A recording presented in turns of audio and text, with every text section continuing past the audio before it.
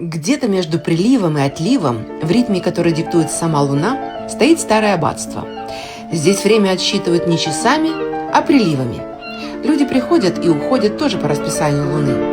Когда море отступает, некоторые идут по песку, медленно, как паломники шли когда-то к стенам Святого Михаила, только теперь босиком и ради контента. Чайки пытаются до них докричаться, птицы знают, где безопасно. Мы же сверяем телефоны с лунным календарем, чтобы успеть покинуть остров. У подножия горы мамаша Пуляр взбивает яйца. Ее омлет сегодня едят с тем же благоговением, с каким раньше принимали причастие. Море возвращается, и остров снова становится собой, отделенным от суши, от зрителей, от мифа. Остается только воздух, влажный, железный, настоящий.